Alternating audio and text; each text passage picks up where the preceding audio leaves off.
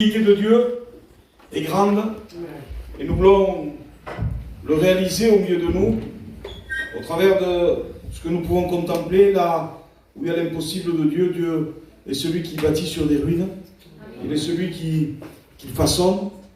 La Bible nous dit que l'Esprit de l'Éternel est sur lui, il dit, parce qu'il m'a oué pour annoncer une bonne nouvelle aux pauvres, pour guérir ceux qui avaient le cœur brisé. Tant de difficultés nous pouvons rencontrer dans une vie où tout est bousculé, tout est détruit, la moralité des gens sont à l'envers. Et je voudrais essayer de rester très bref et très simple. Et je vois qu'il y a des hommes, des femmes au milieu de moi, là au milieu de nous, et je voudrais aussi prêcher l'évangile. On ne va pas regarder réunion de jeunesse par réunion de jeunesse, on prêche Jésus. Je voudrais vous dire que dans cette soirée, ce qui est important, c'est que nous soyons ici, et qu'ici il y a la solution pour notre problème. Ici il y a le Père, le Fils, le Saint-Esprit, l'auteur de la création, ceux qui ont dit « Créons l'homme à notre image », ils sont là, et la divinité au milieu de nous, et la divinité qui a pris les étoiles dans leurs mains, qui les a placées dans le ciel, et qu'à chacune d'entre elles a donné un nom, il est là.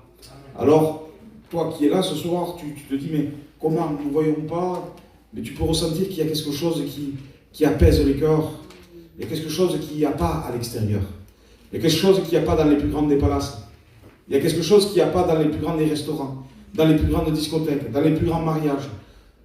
Ça y est pas.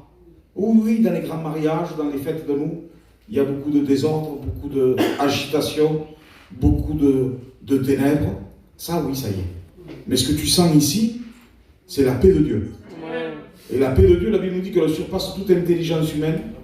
Elle est celle qui veut habiter les cœurs. Elle est celle qui veut ôter les ténèbres de nos corps, l'agitation de nos corps, les incompréhensions de nos corps, pour mettre la paix. Il dit, je vous laisse la paix, non comme le monde la donne, il dit, mais la paix qui surpasse tout.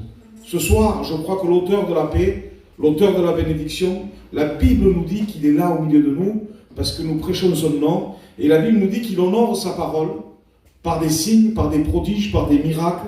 Et je crois de tout cœur qu'on n'est pas... Il y a d'autres endroits pour passer du temps. Si nous sommes là ce soir, c'est parce que nous avons compris que ici, Dieu veut te parler. Amen. À partir du moment qu'on comprend ça, on réfléchit à ça, il y a la solution à ton problème. Je ne dis pas que l'évangile c'est un long fleuve d'eau et tranquille. Je ne dis pas ça. Je dis qu'au moment donné, quand l'enfant Moïse, il est avec sa mère, Jochebed, qui est là, la Bible nous dit qu'elle le déposa sur le Nil. Et vous savez ce que c'était le Nil? C'était un endroit où il y avait plein de prédateurs. Il y avait des crocodiles, il y avait tout ce qui s'ensuit, des serpents venimeux. Et en plus, il était livré dans le palais de Pharaon.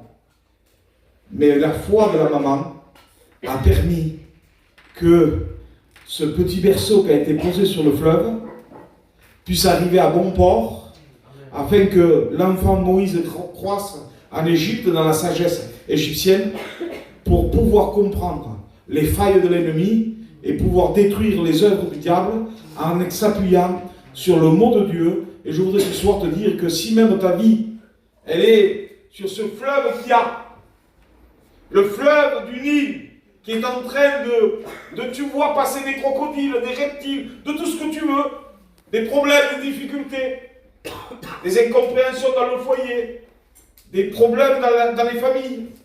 Ça, c'est tout. Mais si tu poses ton cœur sur la parole de Dieu, on va te dire que celui-là, il ne te décevra jamais. Amen. Jamais, jamais. Donc je voudrais vous lire un passage dans la parole de Dieu.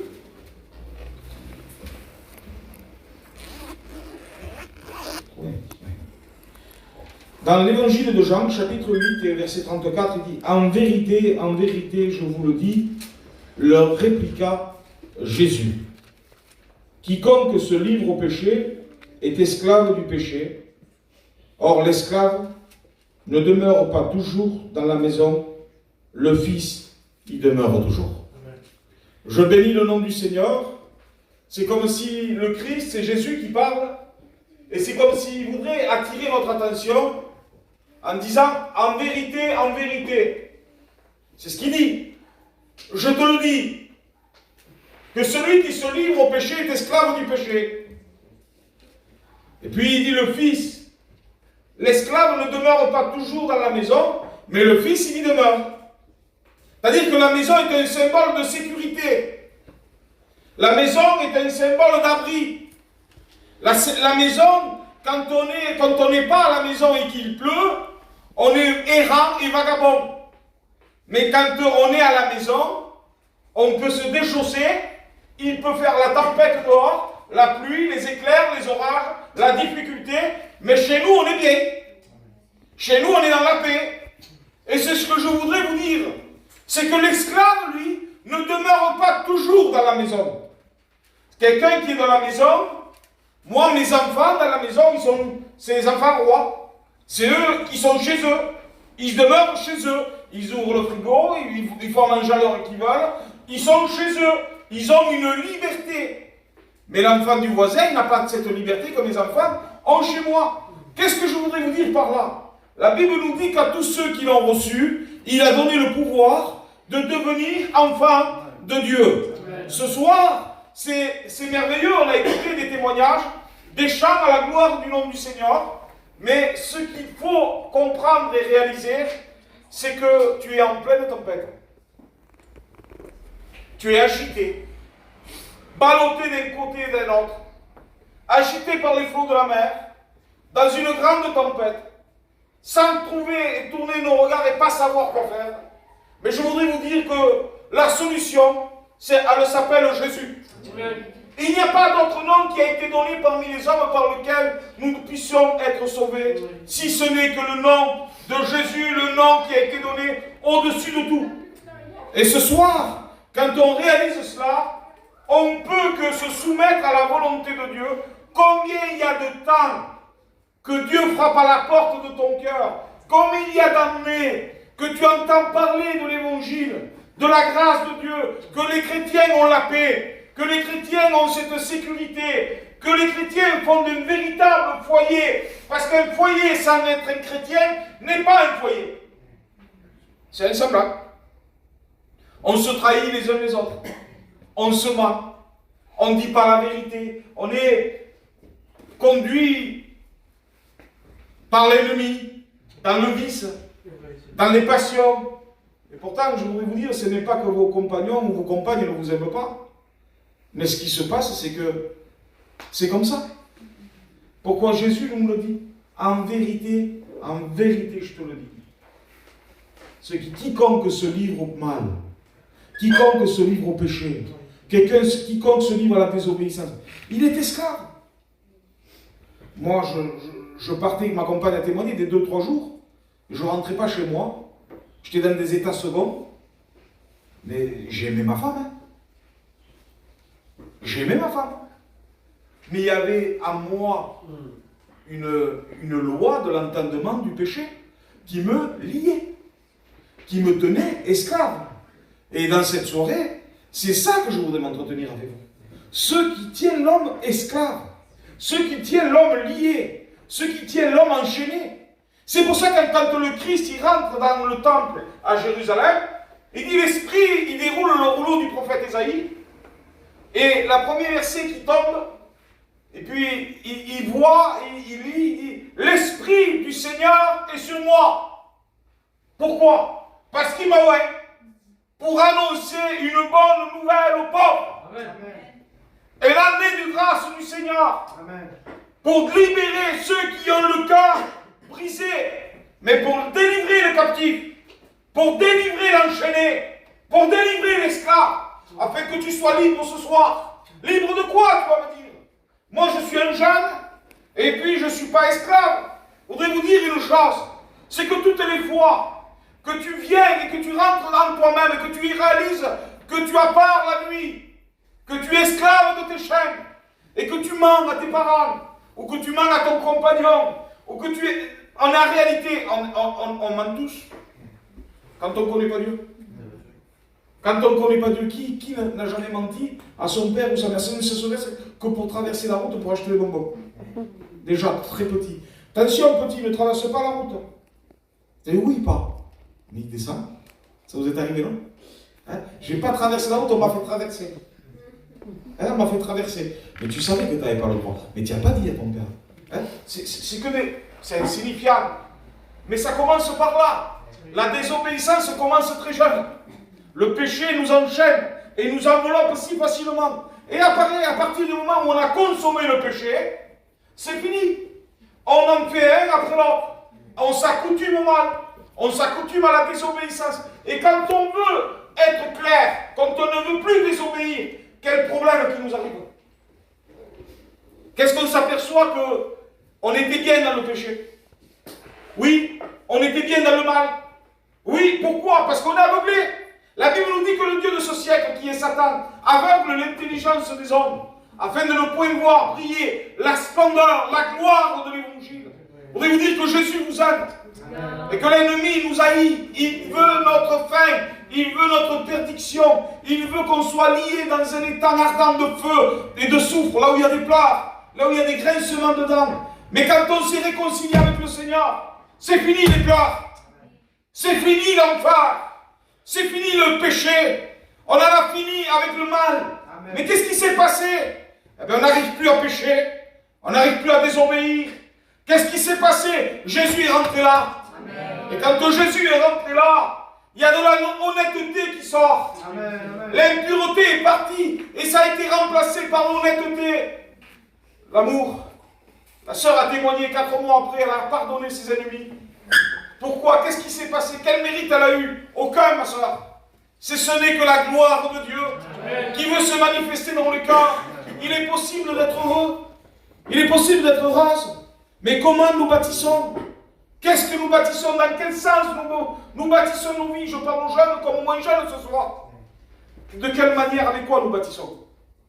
Nous bâtissons en essayant, avec une prospérité, en essayant de vouloir toujours plus. Nous essayons de bâtir comme nos anciens nous ont essayé de nous éduquer, mais nos anciens n'avaient pas de Dieu. Ils n'avaient pas Dieu. Hein. Et ils ont essayé de dire attention, œil pour œil, dent pour dent. Attention, il faut que tu réussisses. Attention. Vous voyez, ils nous ont toujours mis en attention, c'est-à-dire en pression. Déjà très petits, ils nous ont mis en pression. Et oui, déjà en tant que petits, je connais des gens ou des personnes très jeunes, ils ont des enfants qui sont très jeunes et déjà ils leur mettent le poids du souci et l'inquiétude du travail. Ils les formatent comme ça. Et si vous voyez, il n'y a pas d'adolescence dans ces jeunes-là. Ils ont déjà un peu grandi, mais il n'y a pas d'adolescence. Il n'y a pas d'épanouissement. Ils ont déjà écrasé par le poids du péché. Ce soir, je crois de tout mon cœur que la parole de Dieu, en vérité, je te le dis, que quiconque se livre au péché est esclave. Un esclave ne fait pas ce qu'il veut. Ça n'est plus le mot esclave aujourd'hui. On dit un poteau, un maître, un commis. C'est ce qu'on dit. Un trimar. Eh oui. Et on lui donne 5 €, il fait ce qu'il veut, on fait ce qu'on veut de lui.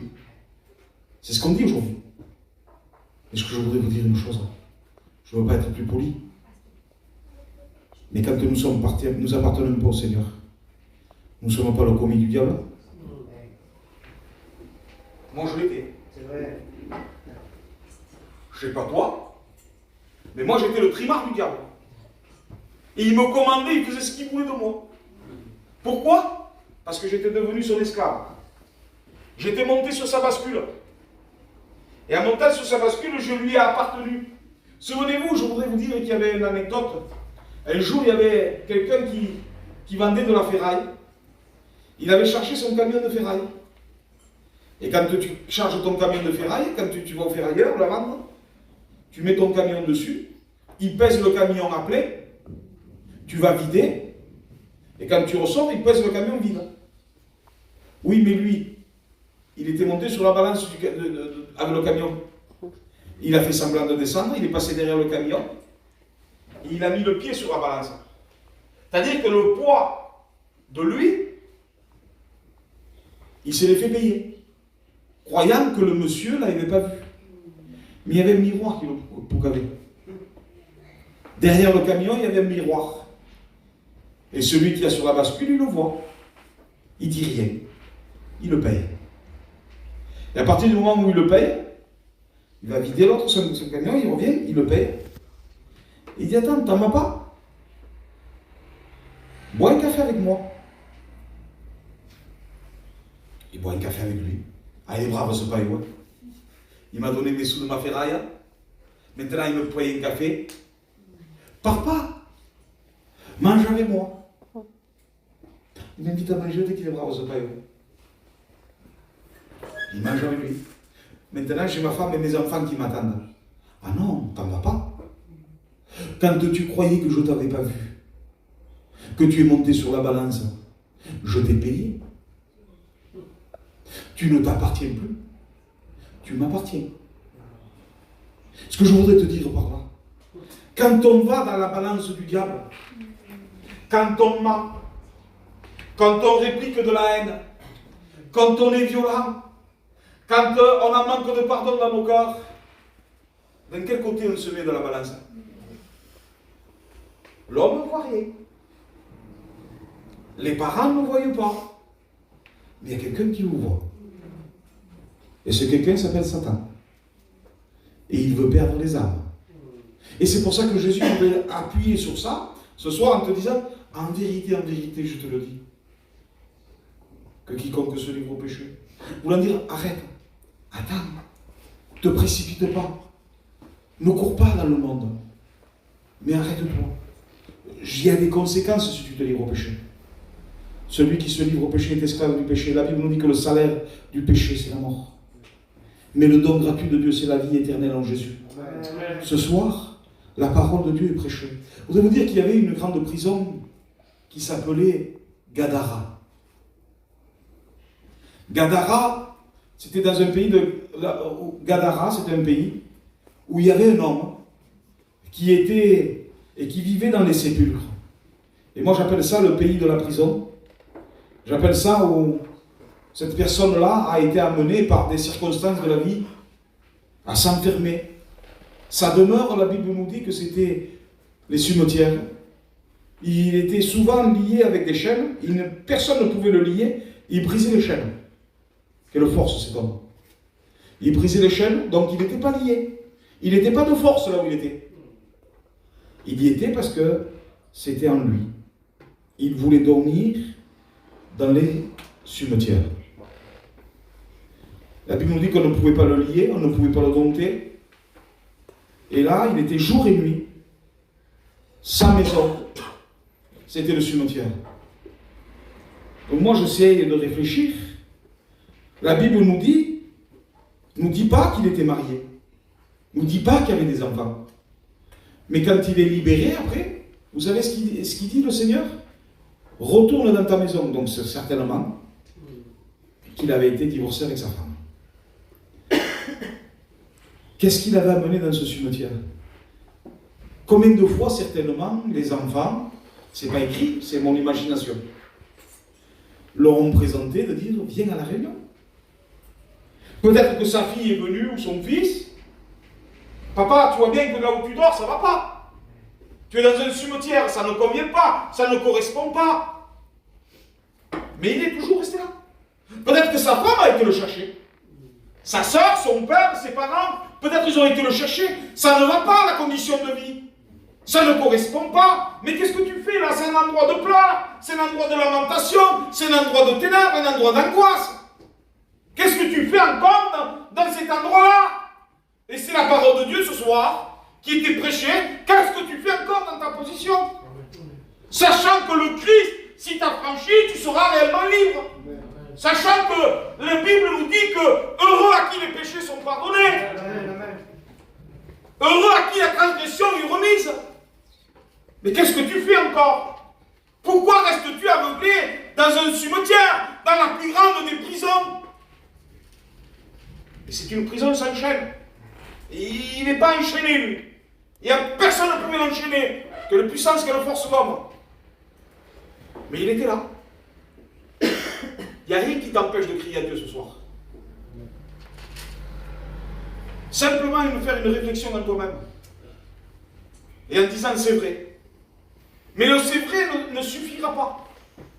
Parce que la Bible nous dit que Jésus était sur le lac à Génézareth et ils ont passé de l'autre bord. Et l'autre bord, c'était le pays de Gadara.